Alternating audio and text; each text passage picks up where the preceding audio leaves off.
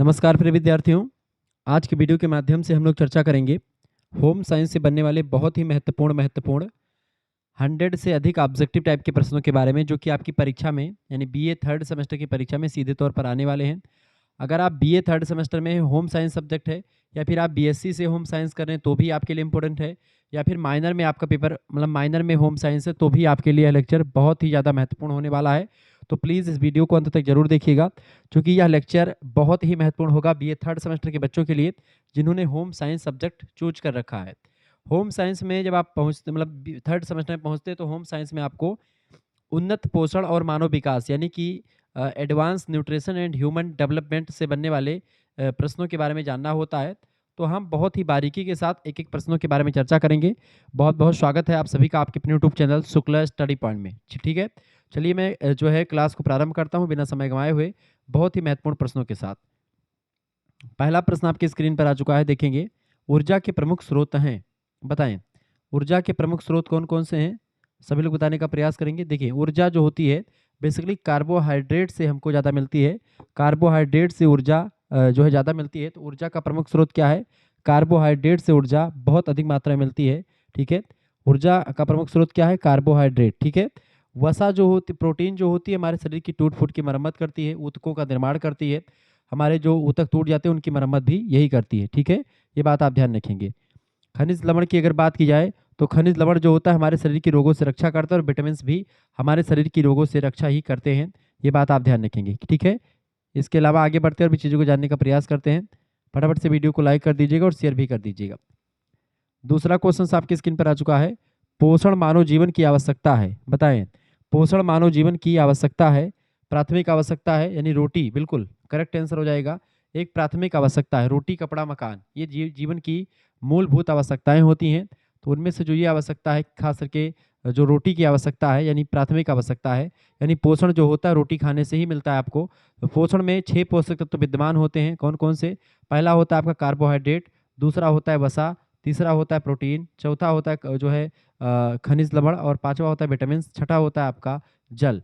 ये 6 पोषक तत्व होते हैं जिनमें विटामिन और खनिज लवण हमारे शरीर की रोगों से रक्षा करते हैं। प्रोटीन्स हमारे शरीर की ऊतकों की मरम्मत करते हैं, हमारे शरीर को बॉडी बिल्डिंग करते हैं, हमारे शरीर में एक प्रकार से कहने के मसल्स वगैरह बनाते हैं। ठीक है, बॉडी हमारी बनाते हैं। इसके अलावा कार्बोहाइड्रेट्स हमारे शरीर को ऊर्जा देते हैं, वसा भी ऊर्जा देता है। प्रोटीन से भी 1 ग्राम प्रोटीन में भी 4 कैलोरी ऊर्जा मिलती है। 1 ग्राम वसा से हमको 9 कैलोरी ऊर्जा मिलती है, और 1 ग्राम कार्बोहाइड्रेट से भी 4 किलो कैलोरी ऊर्जा मिलती है। ठीक है, यानी सबसे अधिक मात्रा में अगर 1 ग्राम के हिसाब से देखें तो वसा से ऊर्जा मिलती है, लेकिन शरीर को सबसे ज़्यादा ऊर्जा किससे प्राप्त होती है? कार्बोहाइड्रेट से प्राप्त होती है। ठीक है, चूंकि कार्बोहाइड्रेट अनाजों में पाया जाता है और अनाज हम सबसे अधिक मात्रा में ग्रहण करते हैं। ठीक है, ये बात आप ध्यान रखेंगे। और जो आपका ये होता है खनिज लवण हमारे शरीर के रोगों से रक्षा करते हैं, जैसे कि आयोडीन की कमी से घींघा रोग हो जाता है। अगर आयरन की कमी हो जाती है यानी कि लौह तत्व की, तो हमको एनीमिया यानी कि रक्त अल्पता हो जाता है, खून की कमी हो जाती है।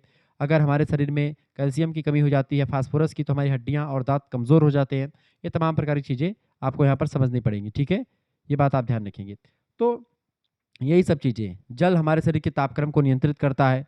क्लियर? तो यही सब चीज़ें हैं, और इसके अलावा आपका क्या नाम है, तो हो ही गए सारे पोषक तत्व। तो प्राथमिक आवश्यकता है। अगला क्वेश्चन आपकी स्क्रीन पर आ चुका है। परिवार में प्रौढ़ों का आहार योजना होना चाहिए। प्रौढ़ प्रौढ़ लोग जो होते हैं उनकी आहार योजना क्या होना चाहिए? चटपटा भोजन या फिर पौष्टिक तत्वों से युक्त, बिल्कुल पौष्टिक तत्वों से युक्त भोजन होना चाहिए। ऑप्शन नंबर इसका सी करेक्ट आंसर हो जाएगा। पौष्टिक तत्वों से युक्त भोजन जो है परिवार में जो प्रौढ़ व्यक्ति हैं उनके लिए होना चाहिए, जिसमें पौष्टिक तत्व यानी कि कार्बोहाइड्रेट्स, वसा, खनिज लवण ये सब विद्यमान हो। अगला क्वेश्चन है, निम्नलिखित में से या निम्न में से बौद्धिक वातावरण को प्रभावित करने वाला सबसे महत्वपूर्ण कारक कौन सा है? बताएं। निम्नलिखित में से बौद्धिक वातावरण को प्रभावित करने वाला सबसे महत्वपूर्ण कारक जो है वो परिवार का वातावरण होता है, फैमिली का इन्वायरमेंट होता है, जो आपके बौद्धिक वातावरण को प्रभावित करता है। ऑप्शन नंबर इसका बी करेक्ट आंसर होगा। विकास की गति तीव्र होती है। विकास की गति तीव्र होती है किस अवस्था में?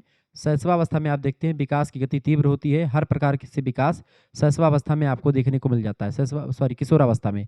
किशोरावस्था में विकास होता है, खास करके चाहे उसकी भाषा के विकास की बात करें, चाहे उसके जो है इमोशन डेवलपमेंट की बात करें, या किसी भी चीज़ की बात करें, शरीर भी इसमें बहुत ज़्यादा बदलता है। ठीक है, तो संवेग मतलब किशोरावस्था में। अगला क्वेश्चन आपकी स्क्रीन पर आ चुका है। वैसे बाल्य अवस्था में यानी किशोर मतलब कि जो है बचपन अवस्था जिसको आप कह सकते हैं कि कौन सी अवस्था, शैशव अवस्था में शारीरिक विकास ज़्यादा होता है, सभी प्रकार का विकास नहीं होता है। जबकि किशोर अवस्था में शरीर भी अच्छी खासी बढ़ती है और आपके जो है इमोशंस वगैरह, मेंटल लेवल सब कुछ एकदम से क्लियरिफाइंग हो जाता है, सभी ज़बरदस्त तरीके से विकसित होता है। अगला प्रश्न है, लड़कियों में लड़कों की तुलना में अधिक परिपक्वता आती है। लड़कियों में लड़कों की तुलना में अधिक परिपक्वता आती है, बिल्कुल आती है किशोर अवस्था में। आप देखते हैं एक जो है 12 साल के बाद में जो लड़का होगा वो उसका विकास जो होगा कम गति से होगा और बच्चियों का विकास तीव्र गति से होता है। लड़कियां यहाँ पर उनकी शरीर भी अच्छी खासी बढ़ती है, शरीर मोटा भी होता शुरू हो जाता है, ठीक है, चूंकि स्तन का विकास हुआ, नितंबों का बढ़ना हुआ, ये सब चीज़ें आपको यहाँ पर आवाज़ में जो है मधुरता आना हुआ, ये सब दिखेगा। लड़कों में क्या होगा कि लड़कों में यहाँ पर कंठ फूट जाएगा, मतलब कि इनके जो है गले में जो है गला जो होगा वो भारी भारी आवाज़ देने लगेगा। इस तरीके से चीज़ें आपको दिखाई पड़ेंगी यहाँ पर। तो यानी कि लड़कियों का विकास जो होता है, चाहे जिस हिसाब से देखें, समझदार भी किशोर अवस्था में जल्दी हो जाती हैं लड़कियाँ। लड़के जो होते हैं थोड़ा सा देर में विकसित हो पाते हैं, ठीक है, ये बात आप ध्यान रखेंगे।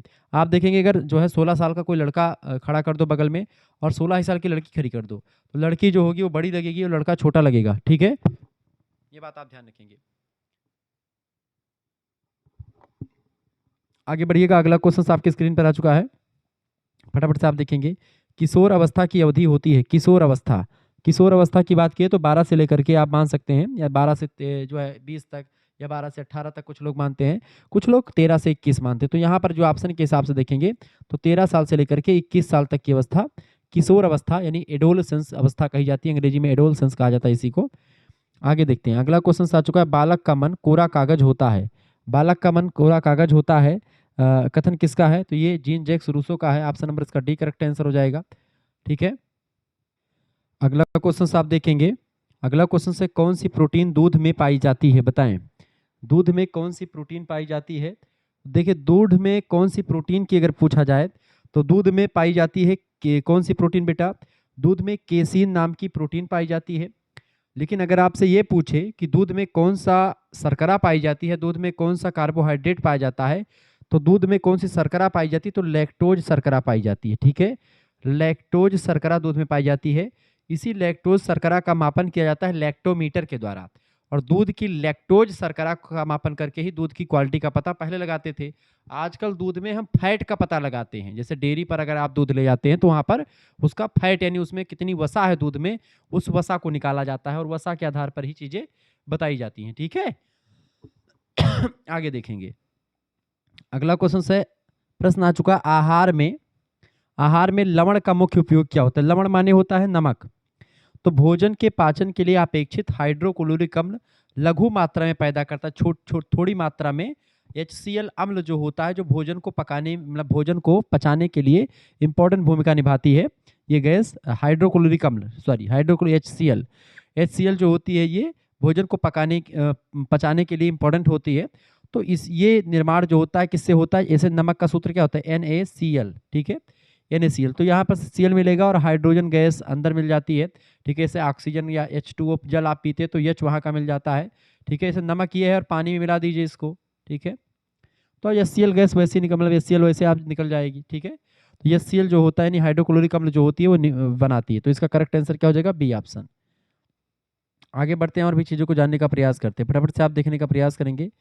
प्रश्न आ चुका है, वृद्धावस्था में किसका सेवन कम करना चाहिए? वृद्धावस्था में वसा का सेवन हमको कम करना चाहिए, ऑप्शन नंबर इसका बी करेक्ट आंसर होगा। किशोर अवस्था में कैलोरी की मांग होती है, किशोर अवस्था में 2450 किलो कैलोरी ऊर्जा की जरूरत पड़ती है एक दिन में, ऑप्शन नंबर इसका करेक्ट आंसर क्या हो जाएगा? A option. नेक्स्ट क्वेश्चन आप देखेंगे, किशोर अवस्था में प्रोटीन की आवश्यकता होती है, किशोर अवस्था में प्रोटीन की आवश्यकता होती है, 50 ग्राम प्रोटीन की आवश्यकता होती है पर डे, ठीक है। आगे देखते हैं, अगला क्वेश्चन आ चुका है, आरडीए का पूरा नाम क्या है? आरडीए का पूरा नाम, आरडीए का पूरा नाम है recommended dietary allowances, option number इसका ए करेक्ट आंसर हो जाएगा। ये सारे क्वेश्चंस परीक्षा में पूछे गए हैं, ये बात आप ध्यान रखेंगे। अगला क्वेश्चन आपकी स्क्रीन पर आ चुका है, संज्ञानात्मक विकास सिद्धांत के जनक हैं। बिल्कुल जीन पियाजे इसका राइट आंसर है, जीन पियाजे जो है वो संज्ञानात्मक विकास सिद्धांत के जनक हैं, सी ऑप्शन इसका राइट आंसर हो जाएगा। अगला क्वेश्चन आप देखेंगे, उत्तर प्रौढ़ावस्था से या उत्तर प्रौढ़ावस्था में होने वाली शारीरिक परिवर्तन है। उत्तर प्रौढ़ावस्था यानी प्रौढ़ावस्था के बाद में जो शारीरिक परिवर्तन होता है वो कौन सा परिवर्तन? तो उत्तर प्रौढ़ावस्था में होने वाला शारीरिक परिवर्तन होता है खास करके त्वचा और बाल में परिवर्तन होता है। त्वचा में झुर्रियाँ पड़ जाती हैं, बाल जो होता है वो सफ़ेद होना शुरू हो जाता है और बेसिकली बहरापन भी आपका शुरू हो जाता है, यानी कि आपको कम सुनाई भी देने लगता है प्रौढ़ावस्था के बाद में, यानी वृद्धावस्था जब आने लगती धीरे धीरे। डी ऑप्शन ये करेक्ट आंसर होगा, ए और बी दोनों। अस्थि निर्माण जो होता है यहाँ पर नहीं होता, हड्डियों का निर्माण नहीं होता, छोटे बच्चों में होता है। आहार आयोजन का मुख्य उद्देश्य क्या होता है? आहार आयोजन का मुख्य उद्देश्य होता है परिवार को संतुलित आहार प्रदान करना, बिल्कुल। भोजन में विविधता यानी कि कई प्रकार की वैरायटी लाना और मानसिक संतुष्टि प्रदान करना, बिल्कुल राइट आंसर हो जाएगा इसका उपरोक्त सभी, यानी ये सभी इसका करेक्ट आंसर हो जाएगा। अगला क्वेश्चन आप देखेंगे, प्रश्न आ चुका है, हमारी पोषण आवश्यकता को प्रभावित करने वाला सबसे महत्वपूर्ण कारक है। हमारी पोषण आवश्यकता को प्रभावित करने वाला सबसे महत्वपूर्ण कारक जो है वो है वृद्धि और क्रियाशीलता। वृद्धि और क्रियाशीलता जो होती है ये हमारे पोषण आवश्यकता को प्रभावित करने में सबसे इंपॉर्टेंट भूमिका निभाती है कि हमारी वृद्धि कितनी करनी है और कितना हमको काम वगैरह करना है, इसी पर पोषण आपका डिपेंड होता है। अगला क्वेश्चन आपकी स्क्रीन पर आ चुका है, प्रौढ़ावस्था में अतिसार से बचाव के लिए आहार ऊर्जा या आहार के द्वारा ऊर्जा को संतुलित करने की आवश्यकता होती है, ऐसा क्यों? प्रौढ़ावस्था में अतिभार, अतिसार नहीं अतिभार, यानी अतिभार माने होता मोटापा, तो अतिभार से बचाव के लिए आहार के द्वारा ऊर्जा को संतुलित करने की आवश्यकता क्यों पड़ती है, ऐसा क्यों है? ऐसा इसलिए क्योंकि उसमें वृद्धि, उनकी वृद्धि रुक जाती है और साथ ही साथ में क्या होता है, क्योंकि वे उतने सक्रिय नहीं हो पाते हैं प्रौढ़ावस्था में, इसलिए वृद्धि भी रुक जाती है और सक्रिय नहीं रह पाते, इसलिए ज़्यादा ऊर्जा की आवश्यकता हमको नहीं पड़ती है। ठीक है, ऑप्शन नंबर इसका डी करेक्ट आंसर होगा, ए और बी दोनों राइट, ए और सी दोनों राइट आंसर, बी ऑप्शन बिल्कुल गलत है, क्योंकि उन्हें अधिक भोजन की आवश्यकता नहीं है। ऐसा नहीं होता, भोजन लेना चाहिए, भोजन लेने की जरूरत पड़ती है। अगला क्वेश्चन आप देखेंगे, प्रश्न है, विकास कभी न समाप्त होने वाली प्रक्रिया है, वह विधा संबंधित है। विकास कभी न समाप्त होने वाली प्रक्रिया है, यह विद्या संबंधित है, निरंतरता के सिद्धांत से, निरंतरता के सिद्धांत से संबंधित है। ऑप्शन नंबर इसका बी करेक्ट आंसर हो जाएगा। आगे बढ़ते और भी चीज़ों को जानने का प्रयास करते हैं, फटाफट से आप देखेंगे। अगला क्वेश्चन से, खिलौनों की आयु कहा जाता है। खिलौनों की आयु किसे कहते हैं? खिलौनों की आयु, देखिए उत्तर बाल्यावस्था में खिलौने की आयु बोलते हैं उसी को, उत्तर बाल्यावस्था को खिलौनों की आयु बोलते हैं। ऑप्शन नंबर इसका बी करेक्ट आंसर हो जाएगा। अगला क्वेश्चन आ चुका है, खेल की आयु किसे कहते हैं? खेल की आयु बाल्यावस्था को कहा जाता है, ए ऑप्शन करेक्ट आंसर हो जाएगा। अगला क्वेश्चन आ चुका है, दूध के दांतों की संख्या होती है, दूध के दांतों की संख्या 20 होती है, ऑप्शन नंबर इसका ए करेक्ट आंसर होगा। काम प्रवृत्ति की न्यूनता, काम प्रवृत्ति की न्यूनता बाल्यावस्था में आपको देखने को मिलती है, ऑप्शन नंबर इसका ए करेक्ट आंसर होगा। अगला क्वेश्चन से, किस अवस्था को मानव जीवन का स्वर्णिम समय कहा जाता है? किस अवस्था को मानव जीवन का स्वर्णिम समय कहा जाता है? तो बाल्य अवस्था को मानव जीवन का स्वर्णिम समय कहा जाता है, ऑप्शन ए इसका करेक्ट आंसर हो जाएगा, ए ऑप्शन बिल्कुल राइट आंसर है। अगला क्वेश्चन से, संग्रह करने की प्रवृत्ति पाई जाती है, संग्रह करने की प्रवृत्ति किसमें पाई जाती है? संग्रह करने की प्रवृत्ति जो होती है वो बाल्य अवस्था में पाई जाती है, ए ऑप्शन करेक्ट आंसर हो। कुछ भी पाते हैं बच्चे घर पे उठा लेते हैं, तो संग्रह करने की प्रवृत्ति इसमें पाई जाती है। जीवन का अनोखा काल किसे कहते हैं? जीवन का अनोखा काल बाल्य अवस्था को कहते हैं, ए ऑप्शन करेक्ट आंसर होगा। शिशु कहते हैं, बताएं शिशु कितने उम्र के बच्चों को कहते हैं? 1 वर्ष के कम उम्र के बच्चे को हम शिशु कहते हैं, ए ऑप्शन करेक्ट आंसर होगा। कोलेस्ट्रोल क्या है? कोलेस्ट्रोल क्या होता है बेटा? कोलेस्ट्रोल जंतुवसा में उपस्थित वसीय एल्कोहल को जो है कोलेस्ट्रोल कहते हैं, ऑप्शन नंबर इसका सी करेक्ट आंसर हो जाएगा। आगे देखेंगे, अगला क्वेश्चन आ चुका है, पूर्व बाल्यावस्था में सामाजिक व्यवहार के मानक हैं, बताएं। पूर्व बाल्यावस्था की बात हो रही है, पूर्व बाल्यावस्था में सामाजिक व्यवहार के मानक हैं, पूर्व बाल्यावस्था में सामाजिक व्यवहार के मानक हैं सहयोग, विरोधी, सामाजिक अनुमोदन की इच्छा, ये तीनों इसका करेक्ट आंसर हो जाएगा, उपरोक्त सभी इसका राइट आंसर हो जाएगा। चलिए अगला क्वेश्चन आ चुका है, फल एवं सब्जियां महत्वपूर्ण क्यों हैं? फल एवं सब्जियां हमारे शरीर के लिए महत्वपूर्ण किस किस लिए हैं? फल और सब्जियां वे हम आपको ऊर्जा देती हैं, ये वे आपको विभिन्न प्रकार के विटामिन, खनिज लवण और पोषक तत्व तो देती हैं, ये वे रंगीन होती हैं या फिर वे आसानी से उपलब्ध हैं। तो फल और सब्जियां हमको क्या करती है बेटा? फल और सब्जियां जो होती हैं आपको विभिन्न प्रकार के विटामिन, खनिज लवण और पोषक तत्व देती हैं। करेक्ट आंसर इसका क्या हो जाएगा? बी ऑप्शन बिल्कुल राइट आंसर हो जाएगा। बी ऑप्शन जिन बच्चों ने लगा दिया उनका बिल्कुल राइट आंसर है, बी ऑप्शन इसका करेक्ट आंसर हो जाएगा बेटा, बी ऑप्शन इसका बिल्कुल राइट आंसर हो जाएगा। जिन बच्चों ने बी लगाया उनका बिल्कुल करेक्ट आंसर हो जाएगा। ठीक है, आगे देखेंगे, अगला क्वेश्चन आ चुका है, निम्नलिखित में से कौन सा कारक एक स्वस्थ व्यक्ति के लिए आवश्यक है, बताएं। निम्नलिखित में से कौन सा एक कारक एक स्वस्थ व्यक्ति के लिए आवश्यक है। देखिए, टीकाकरण करना बिल्कुल आवश्यक है, संतुलित आहार भी आवश्यक है, व्यक्तिगत स्वच्छंदता भी आवश्यक होती है, ठीक है, एक स्वस्थ व्यक्ति के लिए। Option number D correct answer होगा, उपरोक्त सभी। अगला क्वेश्चन आपकी स्क्रीन पर आ चुका है। आरडीए रिकमेंडेड डाइटरी अलाउंसेस, ये तालिका होती है आईसीएमआर एनआईएन 2020 के अनुसार प्रति 2000 किलो कैलोरी फाइबर की दैनिक आवश्यकता मानी जाती है। तो ये मानी जाती है 30 ग्राम, ठीक है, 30 ग्राम करेक्ट आंसर हो जाएगा। 30 ग्राम फाइबर की दैनिक आवश्यकता मानी जाती है। अगर आपको जो है प्रति 2000 किलो कैलोरी फाइबर की 30 ग्राम फाइबर की आवश्यकता होती है इतनी ऊर्जा पे। अगला क्वेश्चन आपके स्क्रीन पर आ चुका है। शरीर की वृद्धि, ऊर्जा, मरम्मत और रख रखाव के लिए आवश्यक पदार्थ को क्या कहते हैं। शरीर की वृद्धि, ऊर्जा, मरम्मत और रख रखाव के जो है आवश्यक पदार्थ को हम लोग पोषक तत्व कहते हैं। पोषक तत्व चूंकि शरीर को ऊर्जा कौन देता है, कार्बोहाइड्रेट देता है। शरीर की वृद्धि कौन करता है, प्रोटीन करता है। शरीर की मरम्मत कौन करता है, प्रोटीन करता है। शरीर का रख रखाव कौन रखता है, तमाम प्रकार के जो विटामिन, खनिज लवण, ये सब है, ये सब करते हैं। अगला प्रश्न, WHO का पूर्ण नाम क्या है, यानी पूरा नाम, फुल फॉर्म।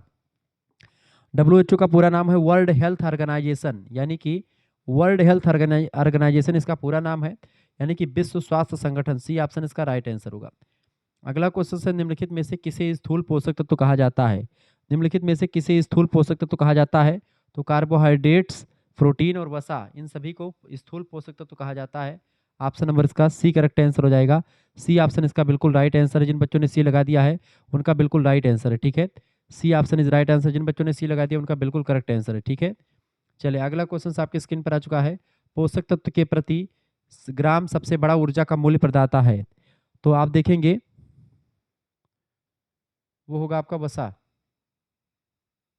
ठीक है। वसा जो होता है बेटा, 1 ग्राम अगर वसा आप लेते हैं, 1 ग्राम वसा लेंगे तो 9 कैलोरी ऊर्जा आपको उससे मिलती है, 9 किलो कैलोरी ऊर्जा।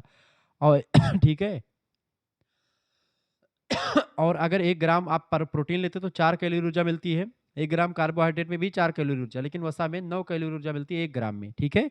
ये बात आप ध्यान रखेंगे। तो यहाँ पर करेक्ट आंसर क्या लग जाएगा, वसा लग जाएगा। अगला क्वेश्चन है आपका, खाद्य पदार्थों की लागत और हम कितना खर्च कर सकते हैं। खाद्य पदार्थों की लागत और हम कितना खर्च कर सकते हैं पर निर्भर करता है, हमारे बजट पर निर्भर करता है। किस पर, हमारे बचत नहीं, बजट पर निर्भर करता है कि हमारी पदार्थों की लागत और हम कितना खर्च कर सकते हैं, ये हमारा बजट डिसाइड करता है। ये बात आप ध्यान रखेंगे।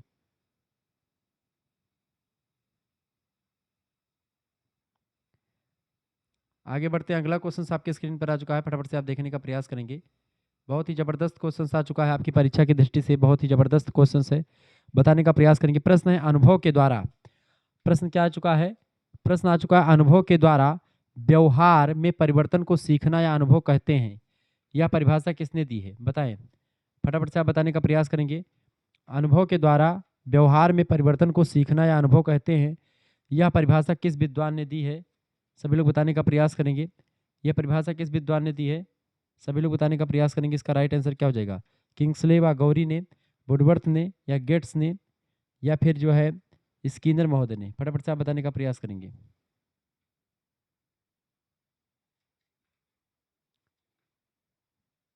अनुभव के द्वारा व्यवहार में परिवर्तन को सीखना या अनुभव कहते हैं, यह परिभाषा दी किसने है, गेट्स ने दी है। ऑप्शन नंबर इसका सी करेक्ट आंसर हो, गेट्स ने दी है।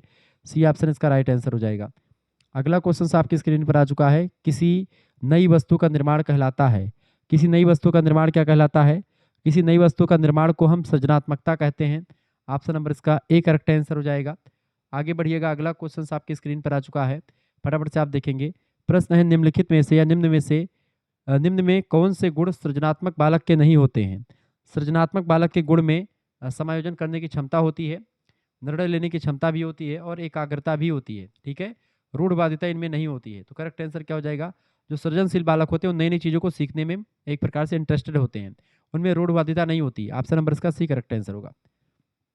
अगला प्रश्न आ चुका है, इनमें से कौन सा अधिगम का उत्पाद नहीं है। अधिगम माने होता सीखना, लर्निंग, दैट मीन्स लर्निंग माने होता अधिगम, अधिगम माने होता सीखना, ठीक है। तो अधिगम का उत्पाद कौन सा नहीं है, देखें, ज्ञान अधिगम का उत्पाद है, क्षमता भी और परिपक्वता भी। ये अधिगम के द्वारा ही आपको ज्ञान मिलता है, सीखते हैं तब आपकी क्षमता विकसित होती है और आपकी परिपक्वता बढ़ती है, ठीक है। भौतिक संरचना इस पर जो है इसका उत्पाद नहीं है, ऑप्शन नंबर डी लगा दीजिएगा। अगला क्वेश्चन से तर्क के प्रकार हैं, बताएं। तर्क के प्रकार हैं, तर्क के प्रकार की बात की जाए तो आगमनात्मक और निगमनात्मक दोनों प्रकार के तर्क होते हैं। डी ऑप्शन इसका करेक्ट आंसर हो जाएगा। ठीक है, ए और बी दोनों राइट आंसर। जिन बच्चों ने डी लगा दिया उनका बिल्कुल राइट आंसर है। आगे देखते हैं, अगला क्वेश्चन आपके स्क्रीन पर आ चुका है। प्रश्न मध्यम रूप से सक्रिय मध्यम रूप से सक्रिय और औसत वयस्क की दैनिक आहार आवश्यकता लगभग है, बताएं।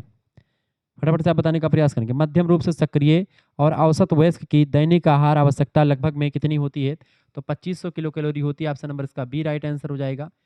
अगला क्वेश्चन से वह संधि के बाद की वह अवस्था जिसमें व्यक्ति में आत्म उत्तरदायित्व का स्थापना होता है क्या कहलाती है?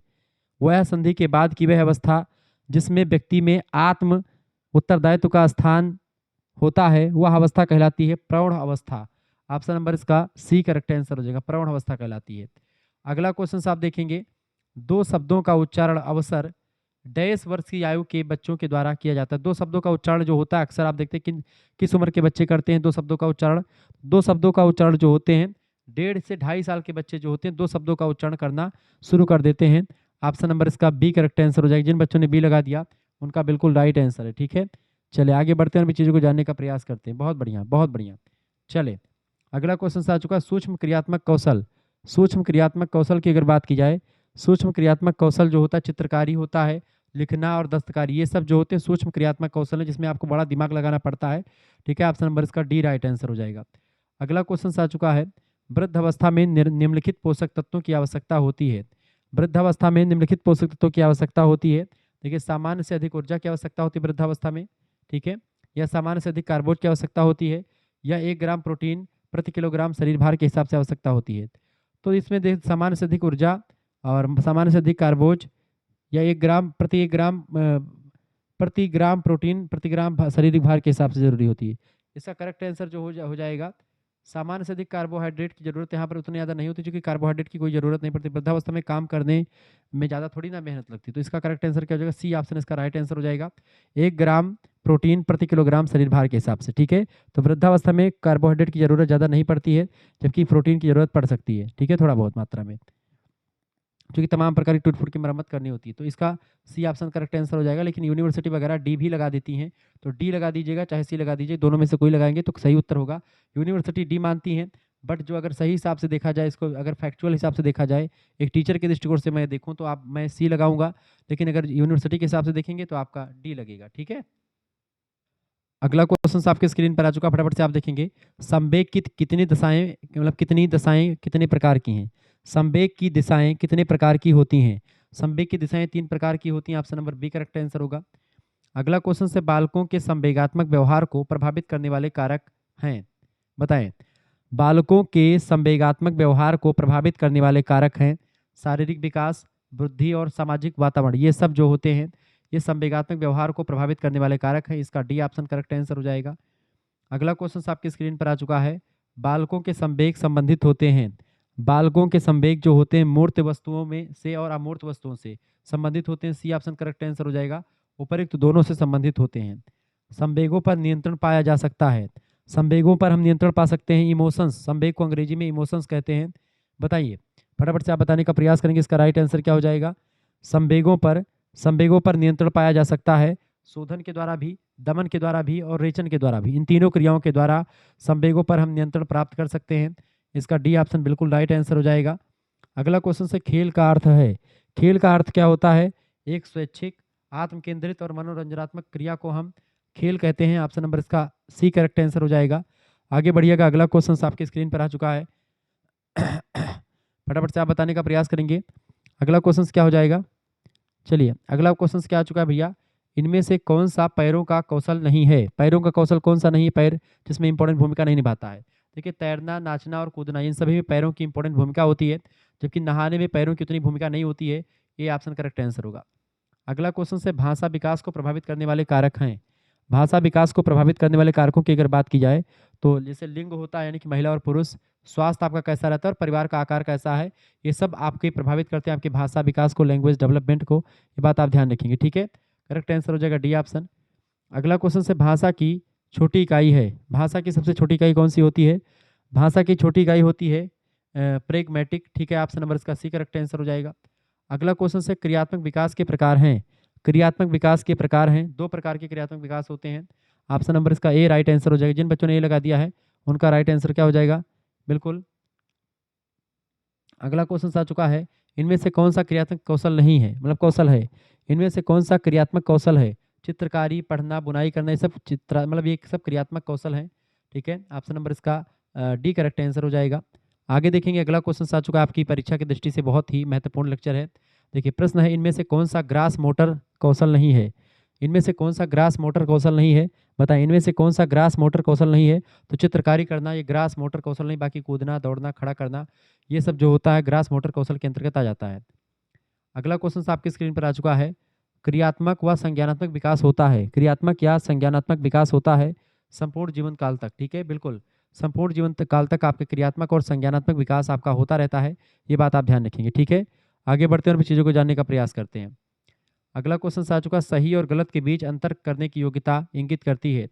सही और गलत के बीच अंतर करने की योग्यता को मानसिक विकास के द्वारा हम जो है अंतर कर पाते हैं कि भाई क्या सही है क्या गलत है। ऑप्शन नंबर इसका ए राइट आंसर हो जाएगा, ठीक है। आगे बढ़ते हैं और भी चीज़ों को जानने का प्रयास करते हैं।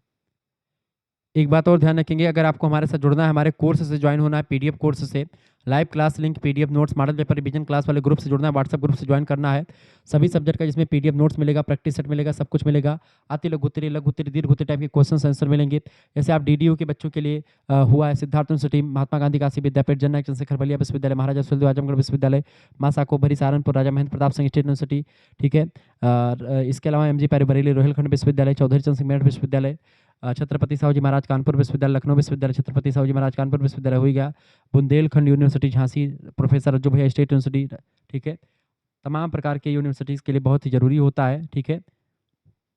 तो आप सभी लोग बताएं, तो अगर जुड़ना हो तो आप एसएमएस कीजिए, बिल्कुल एसएमएस क्या करना है, व्हाट्सएप पर एसएमएस कीजिए 9161 93 60 62, इस नंबर पर आपको व्हाट्सएप पर एसएमएस करना है। क्या एसएमएस कर देना है?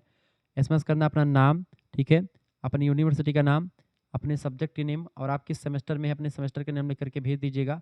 मात्र और मात्र 100 रुपीज़ फीस में आपके लिए व्यवस्था कर दी जाएगी। स्कैनर एक भेजा जाएगा आपके पास, उसी स्कैनर पर आपको मात्र 100 रुपये फीस जमा कर देने हैं। जैसे आप 100 रुपये फीस जमा करेंगे आपके पास जैसे व्हाट्सएप पर एसएमएस करेंगे आपके पास स्कैनर भेजेंगे, उसी पर आपको मात्र 100 रुपये फीस जमा करना है।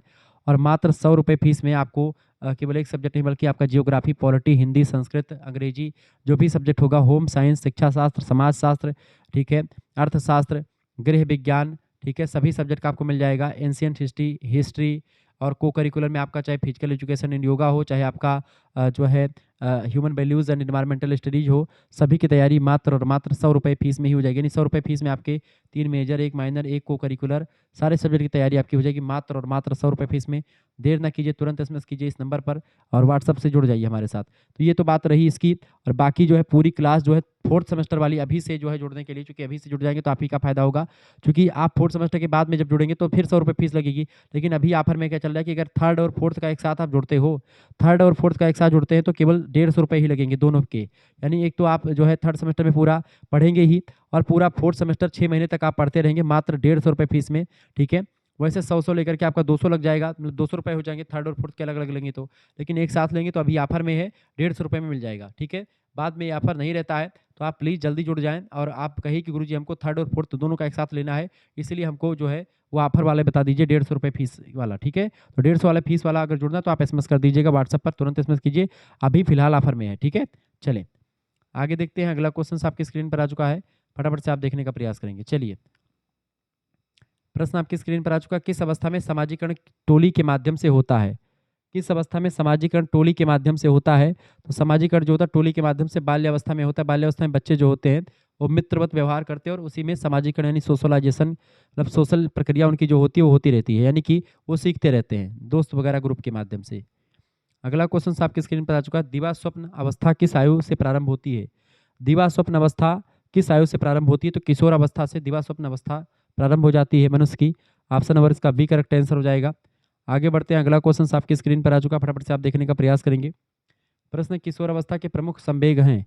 किशोर अवस्था के प्रमुख संवेग कौन से हैं? किशोर अवस्था के प्रमुख संवेग की अगर बात की जाए तो किशोर अवस्था में आप देखते हैं भय और क्रोध भी आपको आता है, प्यार और स्नेह भी आता है, साथ ही साथ में ईर्ष्या के भाव भी आपको किशोरावस्था में देखने को मिल जाते हैं। करेक्ट आंसर हो जाएगा उपरोक्त सभी। ये सारे इमोशंस जो होते हैं वो कूट कूट कर भरे होते हैं किशोरावस्था के दौरान। अगला क्वेश्चन आपकी स्क्रीन पर आ चुका, फटाफट से आप देखेंगे। प्रश्न है, आमतौर पर किस आयु में किशोरावस्था समाप्त होती है? आमतौर पर किस आयु में किशोरावस्था समाप्त होती है? तो 18 साल में किशोरावस्था आमतौर पर समाप्त हो जाती है। कुछ विद्वान इसको 21 साल बता देते हैं, कुछ कुछ जो है आगे पीछे कर देते हैं इस तरीके से। लेकिन 18 साल जो होती है वो जो है मान सकते हैं किशोरावस्था की एक औसत एज 12 से 18। ठीक है, किशोरावस्था की अवस्था बताएं। किशोरावस्था की 18, 12 से 18 कर दीजिए। 18 से जो है यहाँ पे 13 से 18 इसका बिल्कुल राइट आंसर लग जाएगा। ठीक है, 18 से 21 तक नहीं, बहुत सारे लोग बताते हैं 18 से 12 से 18 या 13 से 18। 13 से 18 ही ज़्यादा बेटर होता है। ऑप्शन नंबर इसका ये करेक्ट आंसर होगा। अगला क्वेश्चन आ चुका है, शिक्षार्थी के विकास के किस चरण में अवधारणा अधिगम को बढ़ावा देने की प्रचुरता मतलब प्रचुर गुंजाइश होती है? बताएं, शिक्षार्थी के विकास के किस चरण में अवधारणा अधिगम को यानी कॉन्सेप्ट को सीखने की बढ़ावा कब मिलती है? किशोरावस्था के दौरान। किशोरावस्था के दौरान ऐसा होता है। ऑप्शन नंबर इसका सी करेक्ट आंसर हो जाएगा। अगला क्वेश्चन आ चुका है, निम्नलिखित में से कौन किशोरावस्था का दूसरा नाम नहीं है? बताएं, निम्नलिखित में से कौन किशोरावस्था का दूसरा नाम नहीं है? देखिए, बचपन अवस्था बचपन बचपन और वयस्कता की संक्रमणकालीन अवस्था किशोरावस्था को कहते हैं बिल्कुल। समस्या की उम्र भी कहते हैं इसको, तनाव तूफान का चरण भी कहते हैं समय मतलब कि इसको। ठीक है, अब इसको क्या नहीं कहते बेटा, इसको क्या नहीं कहा जाता है? इसको स्मार्ट उम्र नहीं कहते हैं, बाकी तीनों कहते हैं किशोरावस्था को। अगला क्वेश्चन से, एक बच्चा अपने आसपास के लोगों के साथ बातचीत करता है जो उसके विकास का प्रतिनिधित्व करता है। उसके किस विकास का?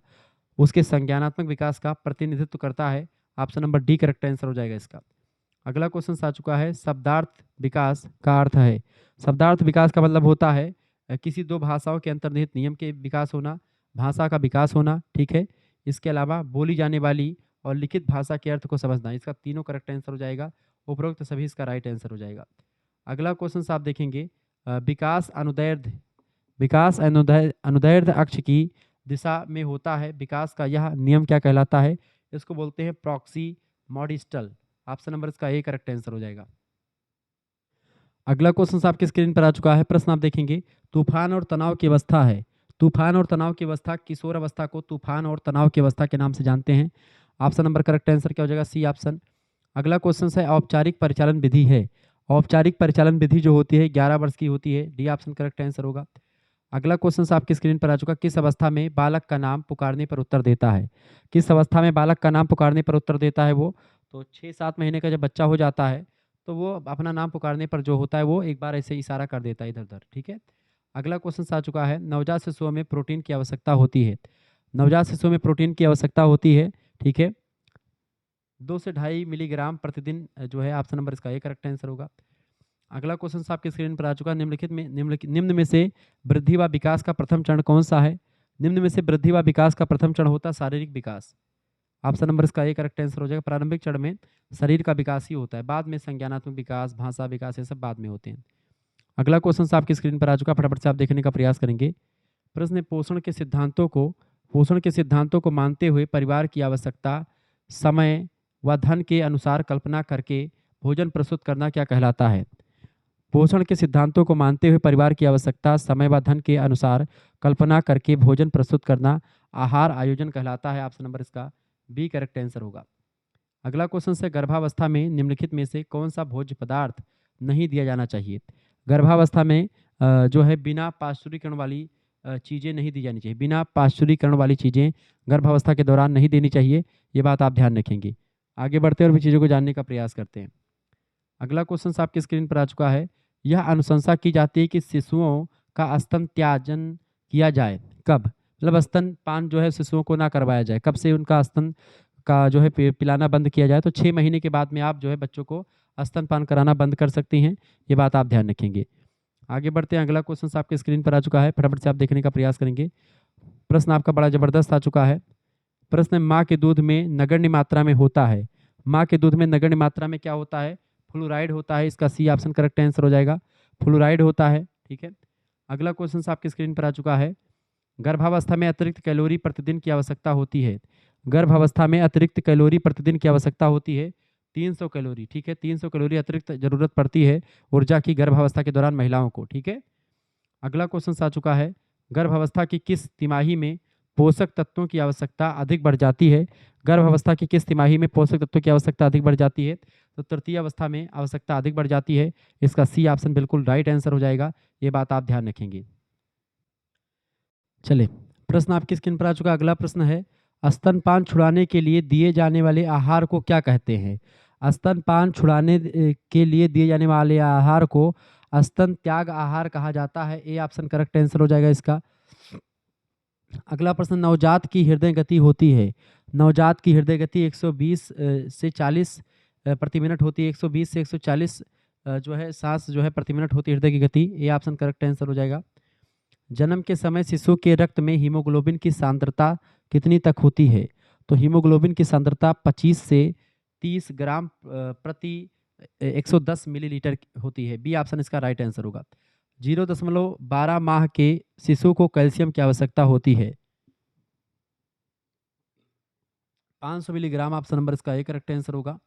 अगला क्वेश्चन आप देखेंगे, शिशु के जन्म के तुरंत बाद माँ के स्तनों का पहला श्रावण क्या कहलाता है? शिशु के जन्म के तुरंत बाद माँ के स्तनों का पहला श्रावण कोलेस्ट्रोम कहा जाता है। जो पहला दूध निकलता है माता का, उसी को कोलेस्ट्रोम कहते हैं। ऑप्शन नंबर इसका ए करेक्ट आंसर होगा। कोलेस्ट्रम में प्रोटीन की मात्रा परिपक्व दूध में पाई जाती है। कोलेस्ट्रम में प्रोटीन की मात्रा परिपक्व दूध में अधिक पाई जाती है, परिपक्व दूध से अधिक पाई जाती है। ऑप्शन नंबर इसका ए करेक्ट आंसर होगा। पशु दूध में एवं जो है पशु दूध में प्रोटीन एवं खनिज सांद्रता बहुत अधिक होती है क्या? बिल्कुल राइट आंसर इसका हो जाएगा दोनों, यानी कि इसका प्रोटीन और खनिज दोनों भरा जाएगा। सी ऑप्शन लगा दीजिएगा। पशु के दूध में किसकी मात्रा कम होती है? तो पशुओं के दूध में लैक्टोज की मात्रा कम होती है। डी ऑप्शन करेक्ट आंसर हो जाएगा। शिशु को स्तनपान किस तरह कराना चाहिए? शिशु को स्तनपान घड़ी के समय के अनुसार करवाना चाहिए। अपना डिसाइड कर लें कितने कितने घंटे में पिलाना है, उस तरीके से पिलाएं। 2 वर्ष के अंत तक बच्चों को कितने दांत निकल जाते हैं? कम से कम 20 दांत निकल जाते हैं। इसी को दूध के दांत कहते हैं। सी ऑप्शन करेक्ट आंसर होगा। शैशवावस्था में रक्तचाप होता है। शैशवावस्था में रक्तचाप जो होता है कम होता है। ए ऑप्शन करेक्ट आंसर होगा। अगला प्रश्न, 6 माह के बच्चों को कैसा आहार देना चाहिए? 6 माह के बच्चों को तरल आहार देना चाहिए। बी ऑप्शन करेक्ट आंसर होगा। माँ के दूध में पाए जाने वाले एंटीबॉडीज प्रदान करते हैं। तो माँ के दूध में पाए जाने वाले एंटीबॉडीज जो होते हैं वो क्या प्रदान करते हैं? वो प्रदान करते हैं भैया रोग रोधन क्षमता, रोग प्रतिरोधक क्षमता हमको प्रदान करते हैं। ये बात आप ध्यान रखेंगे, ठीक है। आगे बढ़ते हुए प्रश्नों को जानने का प्रयास करते हैं। अगला क्वेश्चन आपकी स्क्रीन पर आ चुका, फटाफट से आप देखने का प्रयास करेंगे। बहुत ही इंपॉर्टेंट प्रश्न है आपकी परीक्षा के दृष्टिकोण से। देखेंगे प्रश्न, विटामिन डी प्राप्त होती है। विटामिन डी प्राप्त होती है। विटामिन डी किससे प्राप्त होती है बेटा? विटामिन डी की बात की तो सूर्य के प्रकाश से विटामिन डी प्राप्त होती है। ए ऑप्शन इसका करेक्ट आंसर हो जाएगा। अगला क्वेश्चन आपकी स्क्रीन पर आ चुका, शिशु को 2-3 माह के होने पर उसके शरीर को स्वस्थ रखने के लिए आवश्यक होती है। शिशु को 2-3 माह के होने पर उसके शरीर को स्वस्थ रखने के लिए आवश्यकता होती है किसकी? विटामिन सी की। ऑप्शन नंबर इसका सी करेक्ट आंसर हो जाएगा। विटामिन सी की आवश्यकता पड़ती है। अगला क्वेश्चन से, संपूर्ण पूरक आहार होते हैं। संपूर्ण पूरक आहार जो होते हैं तरल पूरक भोज्य पदार्थ होते हैं या फिर ठोस पूरक भोज्य पदार्थ होते हैं या ठोस पूरक भोज्य पदार्थ मसला हुआ। देखिए संपूर्ण पूरक आहार जो होते हैं वो कौन से होते हैं? ठोस पूरक भोज्य पदार्थ मसला हुआ कह सकते हैं, ठीक है। तरल पूरक पदार्थ भी इसमें शामिल होते हैं, तो ठोस पूरक पदार्थ भोज्य पदार्थ ये तीनों शामिल होते हैं बेसिकली। डी ऑप्शन इसका करेक्ट आंसर होगा। अगला क्वेश्चन से, दूध, फलों का रस, मछली के यकृत का तेल पूरक आहार हैं। ये सब तरल पूरक आहार में शामिल होते हैं। इसका ए ऑप्शन बिल्कुल करेक्ट आंसर हो जाएगा। अगला क्वेश्चन आपकी स्क्रीन पर आ चुका है, फटाफट से आप देखेंगे। शिशुओं को मसला हुआ भोज्य पदार्थ खिलाना चाहिए। शिशुओं को मसला हुआ भोज्य पदार्थ 7 से 8 महीने में खिलाना चाहिए। ऑप्शन नंबर इसका ए करेक्ट आंसर हो जाएगा। लैक्टोज इंटॉलरेंस कहलाती है। लैक्टोज इंटॉलरेंस कहलाती है। लैक्टोज इंटॉलरेंस जो होती है दूध ना पचने की बीमारी, दूध ना पचने की बीमारी को क्या बोलते हैं? दूध ना पचने की बीमारी को लैक्टोज इंटॉलरेंस कहा जाता है। ऑप्शन नंबर इसका ए करेक्ट आंसर हो जाएगा। अगला क्वेश्चन से, कौन सी प्रोटीन दूध में पाई जाती है? दूध में केसीन नाम की प्रोटीन पाई जाती है। ये बात आप ध्यान रखेंगे, ठीक है। दूध में केसीन नाम की प्रोटीन और कौन सी शर्करा? तो लैक्टोज नाम की शर्करा दूध में पाई जाती है। अगला क्वेश्चन से, कोलेस्ट्रोल क्या है? कोलेस्ट्रोल जो होता है वो जंतु वसा में उपस्थित वसीय एल्कोहल को कहते हैं। इसका सी ऑप्शन करेक्ट आंसर होगा। विटामिन ए प्रचुर होता है। विटामिन ए जो होता है प्रचुर मात्रा में किसमें होता है? गाजर में होता है। सी ऑप्शन करेक्ट आंसर होगा। अगला क्वेश्चन आ चुका है, आयोडीन की कमी के कारण क्या होता है? आयोडीन की कमी के कारण से घेंघा नाम का रोग हो जाता है। कौन सा रोग होता है? घेंघा रोग हो जाता है आयोडीन की कमी से।